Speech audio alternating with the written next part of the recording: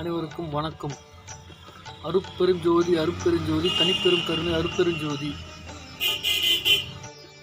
அன்பர்கள்லாம் சொல்கிறாங்க, நான் வந்து ஒரு வாட்டி வந்து பார்த்துட்டேன், வடலூர் வந்து பார்த்துட்டு வள்ளலார் ஜோதி பார்த்துட்டேன், 2 முறை வந்துட்டேன், 3 முறை வந்துட்டேன் அப்படின்னு சொல்கிறாங்க. ஆனால் அதை பற்றி அன்றே வள்ளலார் சொன்னார், பயணமுது அப்படின்னு. அது ஒரு நூலாக ஏற்று வைத்திருக்கார்.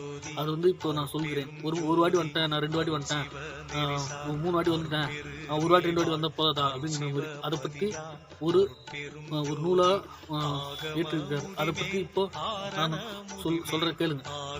அந்த நூல் பற்றி என்ன தலைப்புனா பயணமுது அப்படின்னு சொல்லிட்டு வள்ளலாரே எழுதி வைத்திருக்கிறார். அதை பற்றி நான் சொல்லுகிறேன்.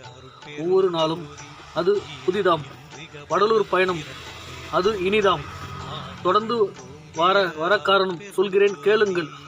ஒரு முறை வந்தால் வெட்ட வெளியின் பொருள் புரியும், மறுமுறை வந்தால் மஞ்சள் ஒளியின் மனம் இருளும் அகலும், மும்முறை வந்தால் மும்மூல பந்தமும் விலகும், உனக்குள்ளே இருக்கும் ஒருவனை நீ காண தொடர்ந்து வா, கருணை வடிவமாக தாவியின் தன்மையாக அன்பின் அடையாளமாக நீ நிற்குமர இருக்க தொடர்ந்து நீ வா வா வா.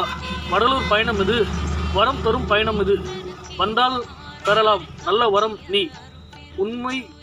உண்மை உணர்வோடு உயிர்களின் மீது கருணையோடு இருந்தால் இதை நீ அடைவது சத்தியம் சத்தியம் சத்தியம் என்று அன்றே வள்ளலார் நமக்கெல்லாம் சொல்லியிருக்கிறார்.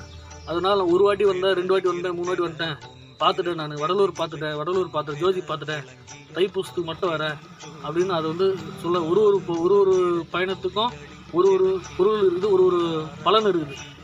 1 வாட்டி வந்துட்டு இப்போ மாதம் திருவண்ணாமலைக்கு பௌர்ணமி போகிறேன், அது மட்டும் ஏன் மாதம் போகிறீங்க, அது மட்டும் ஏன்?